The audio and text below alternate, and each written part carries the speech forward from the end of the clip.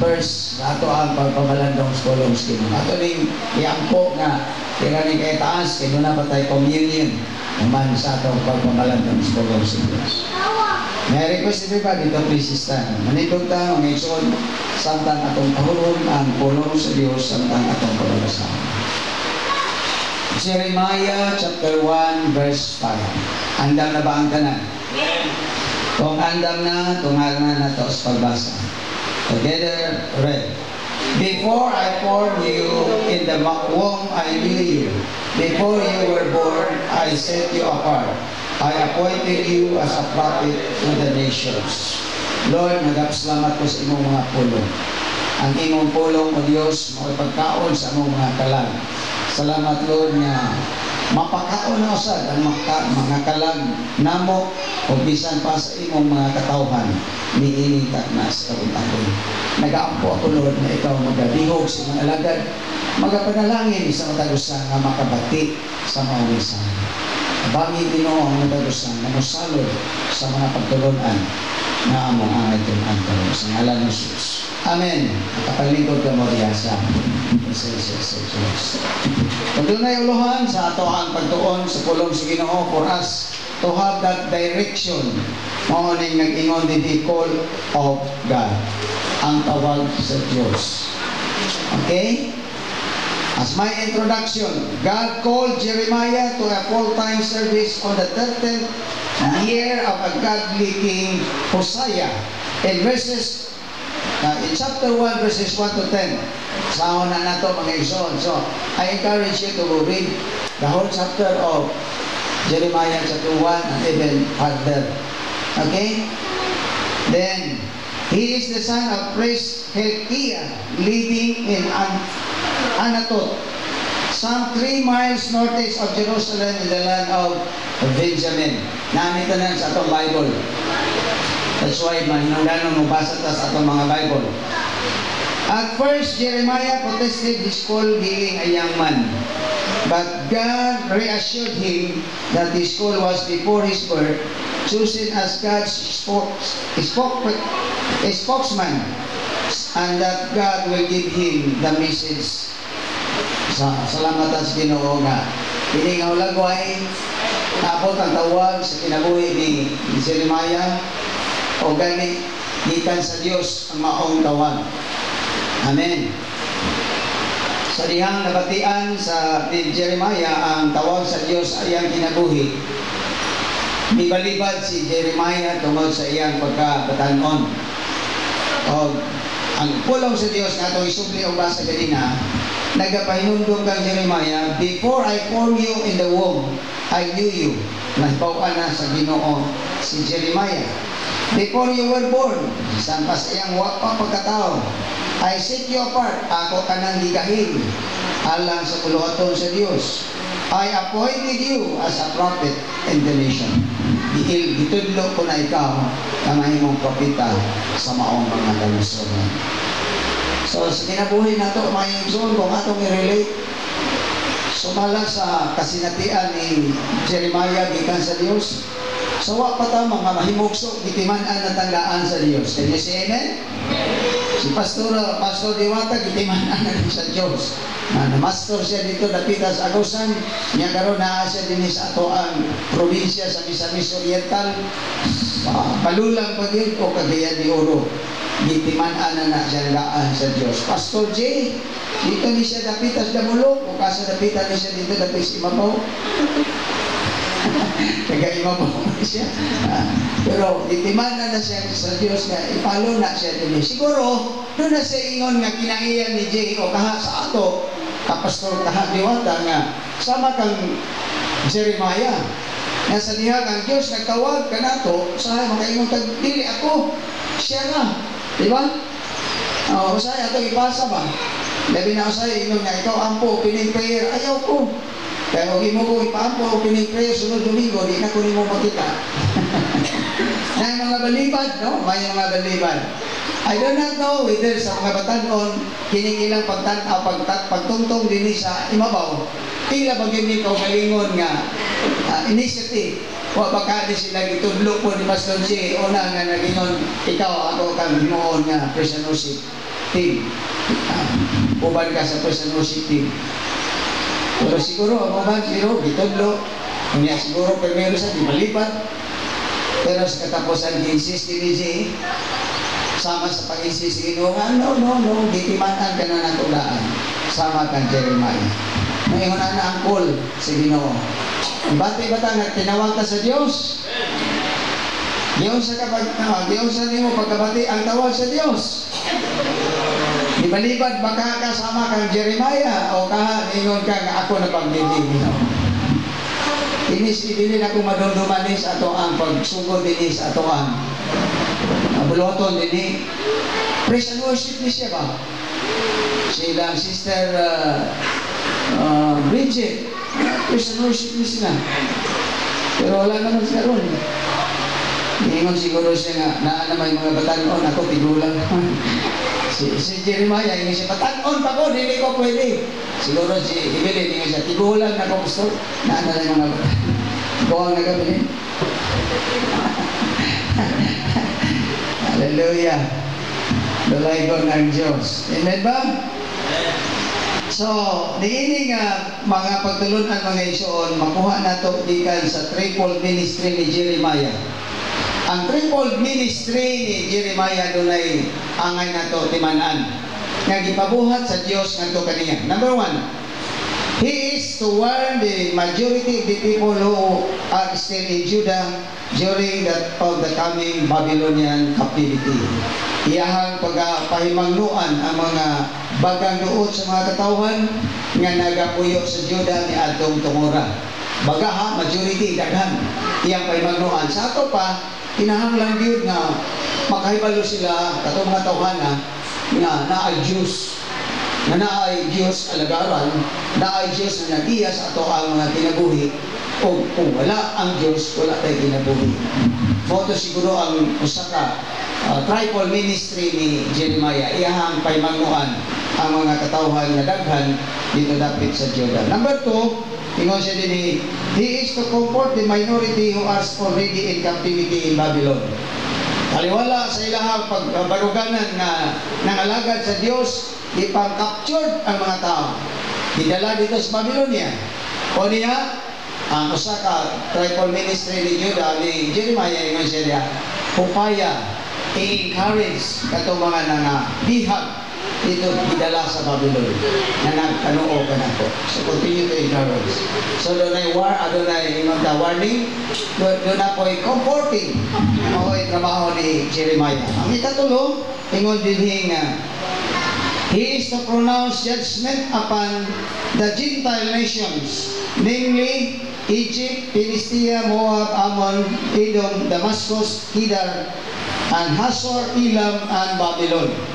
So, kinahanglan iya pong ipalanog, pronounce judgment. Nga kamo, nga mga tawhana mo, nagpagayon mo sa pagpagahi sa inyong ulo, niya di mo musunod o butuo ang Diyos, doon ay kaligot-got ang Diyos o ang paghukom, iya na ipakanaog kanino.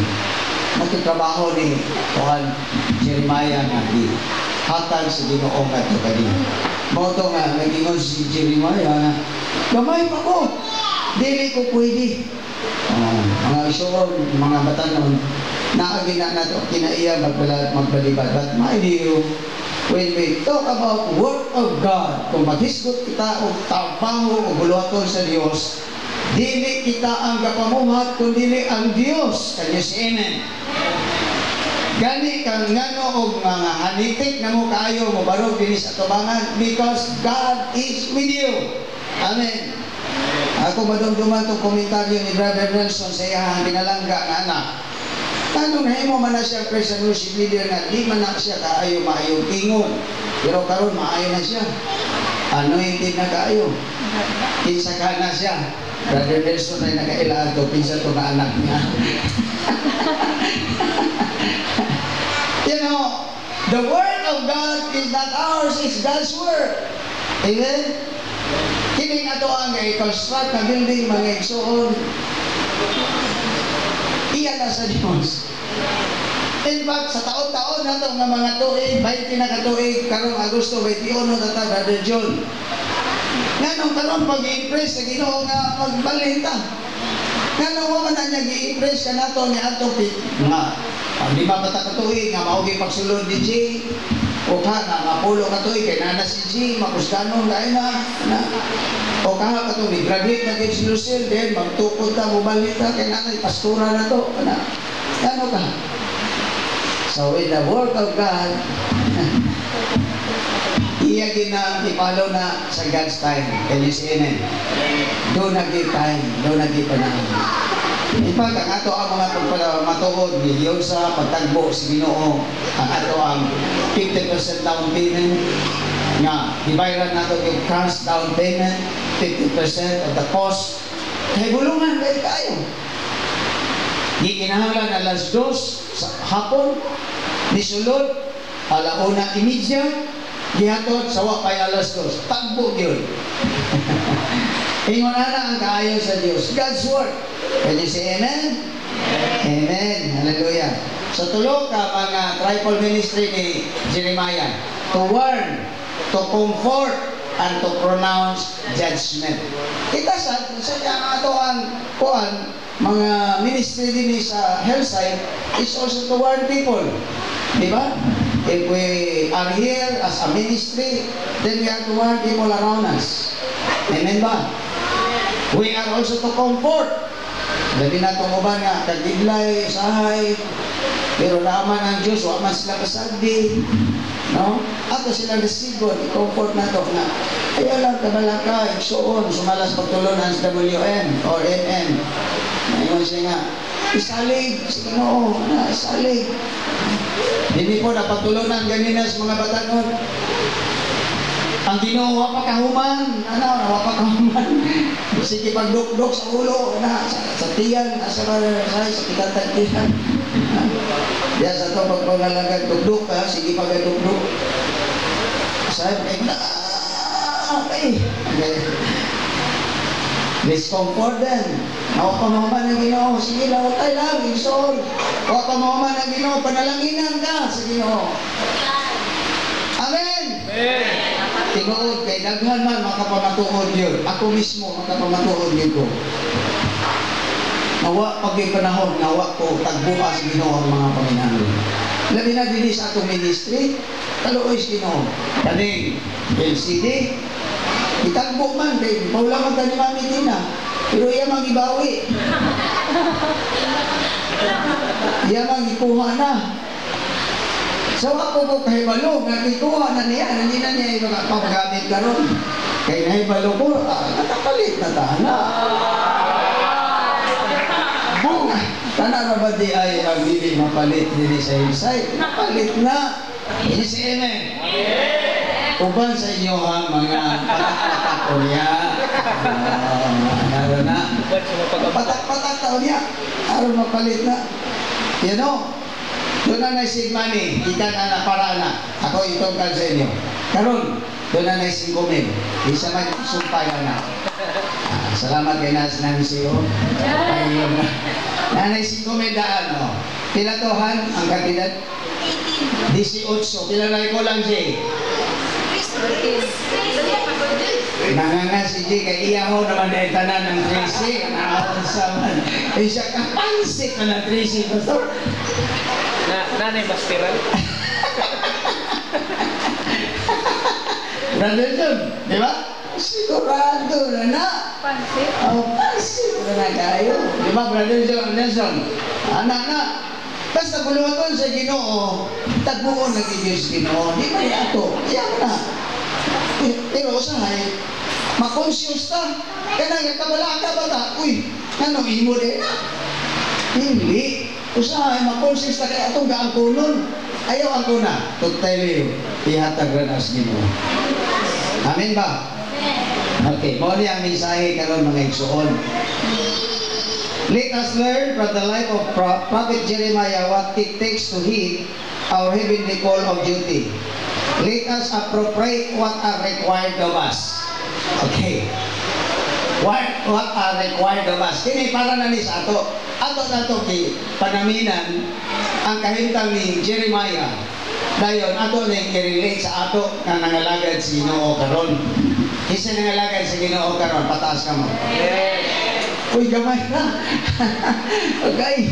Oh, diri sa doon, wala. Kitang tanan nga nakasinati sa kalawasan, pinagi sa itong pagtuo, kita gitawag, sumala sa Ginoo's Biblia, mga minister. We are called minister. Tingnan mo galingon, minister. Minister na ko. If you believe on the Lord Jesus Christ and receive the gift of salvation, you are called as ministers. You can read that in 2 Corinthians chapter 5, verse 18. O na siya, naan na siya diha. Nga kita nasa pasiguli sa Dios, pinagi sa atong pagtuo, gikan sa atong pagkahamulat kaniya, nangabangko na kita, nangaborn again na kita, o tungod sa maunatong sitwasyon karon nga nangabangko na, ingon ang Biblia, gitagaan ta og ministeryo.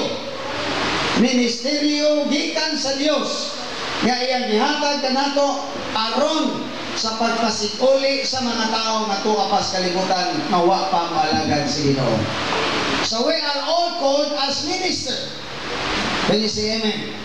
So because we are called as a minister to really reconcile back people who are not yet serving God into worshiping God and serving the Lord, ingon siya din kuhaan na itong pagtulunan, tulog ka mga butang na angay na itong pinana. Number 1, the call requires our character. So isip kita nga mga kitawag o ilhan, nga mga minister, kinahanglan nga ang atong tawag nga pagka-minister or pastor or leader or membro ni ini nga church, ang kinahanglan nga ana atay karakter. O sa manang karakter? Natay kinaiya. So kana nga kinaiya o karakter, ato sa nang i-base diha sa Bible. Can you say amen? Kaya sa atong pagpangalagad, biblical man, tinawag kita ng mga minister, then ang atong kinaiya mo, haopusad sa kinaiyahan nga naa makita sa Biblia, ang atong pagministeryo ngadto sa uban. Can you say amen? So character, ingay mo kaugalingon, character. Our indod temperament, God-given, our response attitude to circumstances, and our diligent submission to our commander, who is God Himself, is one important requirement. Okay, nakabatian na to. Ang mahinungdanon nga usa nga gikinahanglan sa atong pagka-minister, ang atong kinaiyahan sumala gayon nga unsay naa sa Bible. Kinahanglan nga kita mosango sa atong commander-in-chief. Kisa ang atong commander-in-chief? Mao ang Dios. Mao ang atong commander-in-chief nga nagsugo kanato o mao'y nagtawag kanato. O siya ang nagtawag o nagsugo kanato, kinahanglan nga kita nga iyang tinawag o mga sinugo, kinahanglan makabaton o kinaiya uban sa pagyumbo sa atong commander-in-chief nga mao ang Dios. Sumara gyapon ka Brother John, military man, naagi ng chain of command, naagi ng ingon pagyukbo sa ilang commander-in-chief. Pero gikan sa commander-in-chief na ay protocol, wato sa iyang higher level, dayon higher pa ngadto sa commander-in-chief. Naagi ng proper protocol, submission of leadership. Can you say amen? So ingon na ang hanay. So ang atong pagpangalagad, atong obserbahan ang atong proper protocol of submission. Aron sa ingon ni ana nga ang tawag sa Dios, makaplagan kita nga naay kinaiya diha sa submission. Dili mag-love wanay, kundi love one another. You say amen? So di ko mabalingin yung pastor. Siguro itong una, nabatanon pagka-pastor, lami kay kahigugmaon, kay guwapo ka, karoon kay idadidahan ka. Bye-bye! Ha? Ingon na Sister Joy, di ba? Dili lang buwanay, kundi love one another. Gitakol ganina dito sa Sunday school sa mga batanon. But the fruit of the Spirit is love, joy, and peace. Kana muna-munang tulo. Itawag na ito na mga isuon o inward blessing. So if you have that kind of character, you receive the inward blessing in your life coming from God. Can you say amen? Ingon siya din na, love is of God. Hindi na imo. Di ka na sa Diyos. Can you say amen? Kaya kung tao lang, di ka makabatulog pag hindi kumaan. Pero nindot kayo nga ito ang samahan, kay naaman ang Diyos na ginang paghibigog maay sa matag usa-usa. O niya, lamig kaayo, kay taliwala sa imong pag nakabaton kay gugmang gikan sa Ginoo na angkon nimo sa imong ginasuyuran, muhatod ka diha sa malipayon nga kinabuhi. Kani sa amen. Naabatay gugma sa matag usa, naabatay kalipay sa atong pagpangalagad. So dili nga tinaiyan mo ni ato ang gagalingon kanunay sa atong pagpangalagad diha sa Ginoo. Higugmaon ang anay di higugmaon. Aron ikaw makabaton og kalipay og malipayon nga kinabuhi. Kani sa amen. Unya gawas niya na ihatod ang imong ginabuhi nga malinaw. Naa ang kalinaw. Because the love that is God, siya, God is love, naa sa imong life, that ang joy mo gawas sa imong ginabuhi, gawas sa joy, naa pag-joy, kalinaw. Nga naman, si Jesus is the Prince of Peace. Dili di mo pangitaon ang peace sa kalibutan. Kung dili pasula si Jesus nga mao ang prinsipe sa pag-igait, aron nga naa kay kalinaw sa imong ginabuhi. That's why usahay ang uban idili si Jesus. Unya pagkadili ni Jesus ang puli sa ilaha kasing-kasing dili na ang Prince of Peace, kundi Prince of the Anger. Are you with me? Imanan nato na, bali na sa matigayon, mga magtiayon. Ha? Kana mga magtiayon nga sige kaway. Uy, wala na si Prince of Peace diha. Kinahanglan din si Prince of Peace na apirmi sa peace. Na atananin sa atong heart o nasa atong life, aron natay peace. Can you see amen? Sige kaway din nabe. Pataas ko magkamot kaya ato may higiyot ng mga spirito sa pagka maawayon, mga bana, maawayon o mga asawa na wala ka kayo balo, mga ikson, sige tagwali din eh. Ako ba na itong mga membro ng anay-anak na kahibitan na ron? Iran, Iraq, Brother June. Ha? Iran, Iraq. Sige kumbati.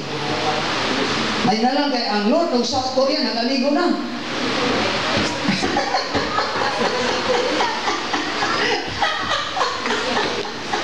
Nagamigo na si South o North Korea. O, naguluwa na yung amay.